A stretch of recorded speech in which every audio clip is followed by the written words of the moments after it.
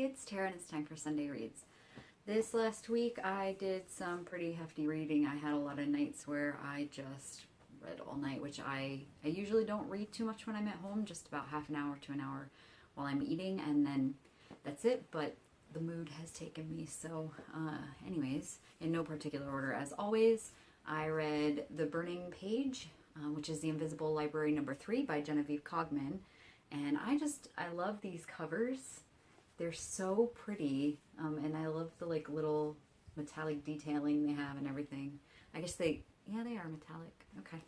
Anyways, this is number 3 in the series. It felt more like a filler sort of novel. Like, it didn't really advance the main plot by very much, it didn't feel like, but I really liked the story of this one, and the character development was very interesting, and the relationship developments were very interesting.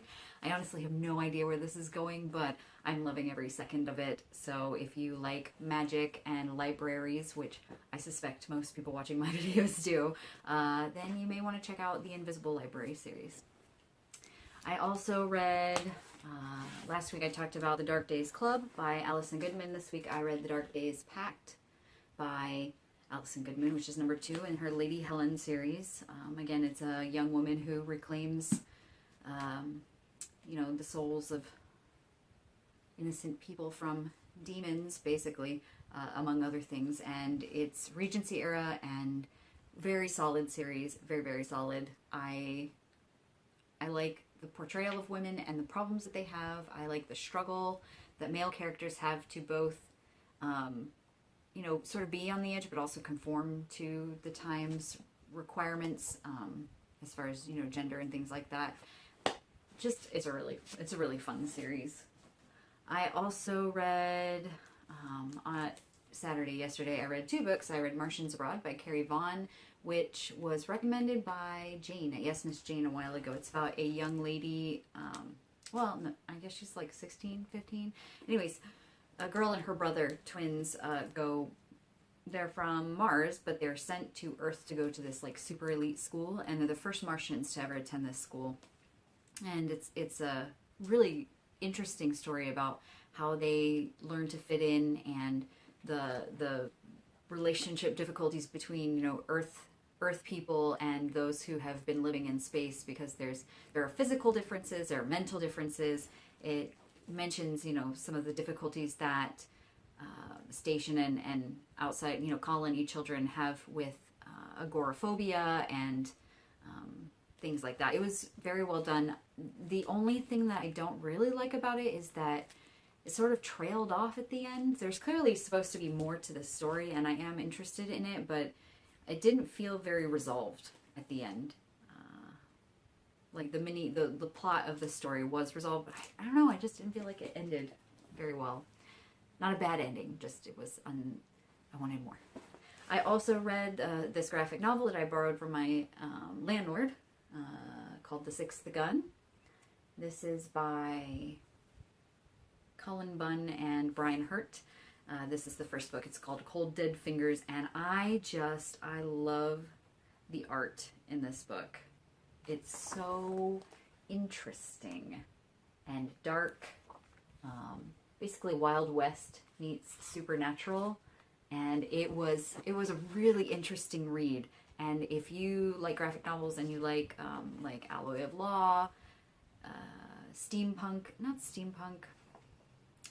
Wild West type fiction, then you would probably enjoy this quite a bit.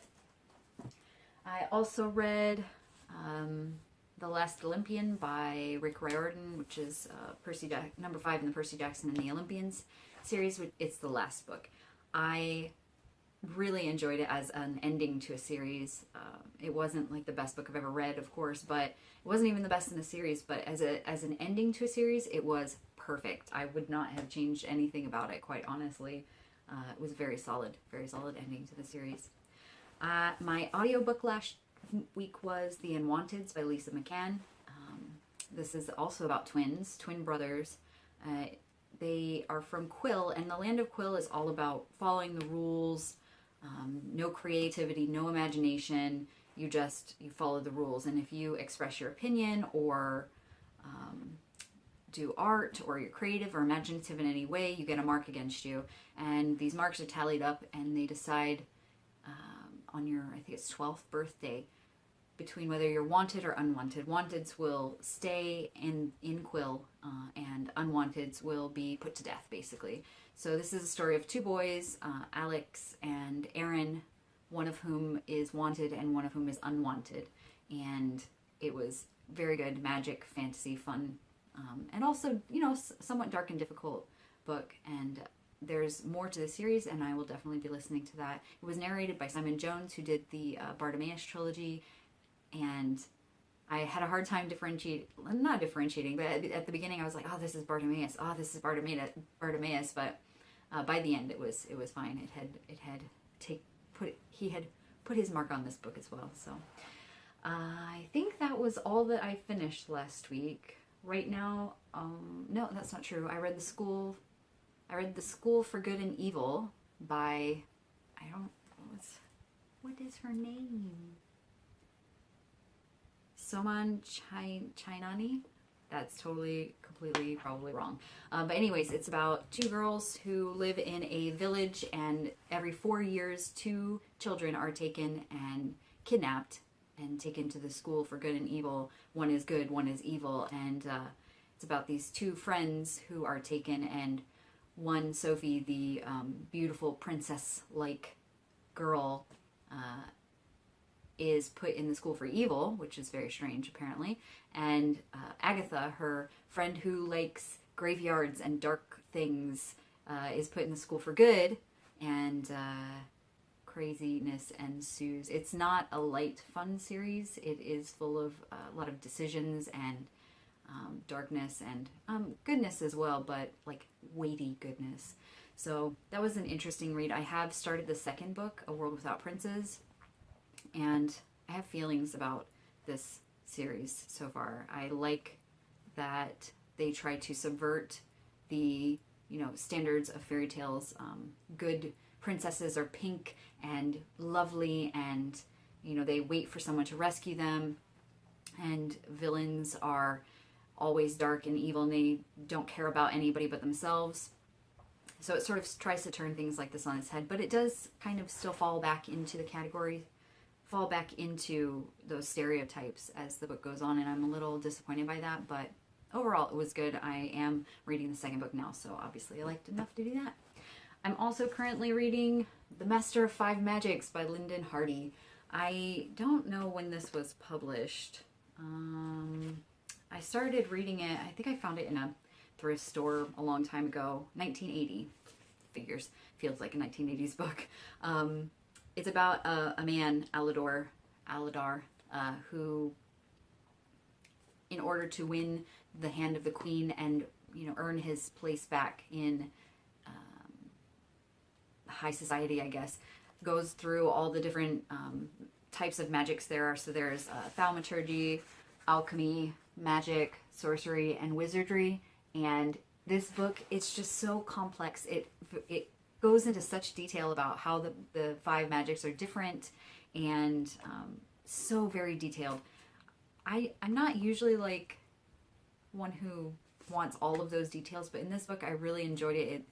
It's so much fun, and I think that if you like fantasy and you like world building or magic system building, you would really, really love this book. I have not read the second and third book in I guess it's a trilogy yet, but I do own them and I want to read them, so I started with this one so that I can go on and finish the series.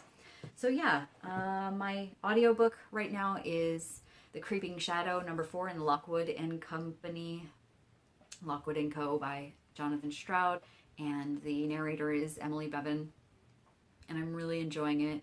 There's only supposed to be one more book in the series, and it's coming out I think in September, and I have no idea what I'm going to do until then, but I am enjoying the crap out of book 4, so there's that.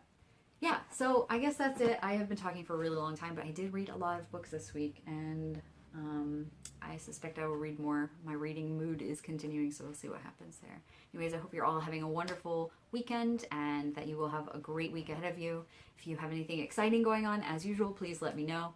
And if you're reading anything that you think that I would like, please let me know that as well. Anyways, until next time.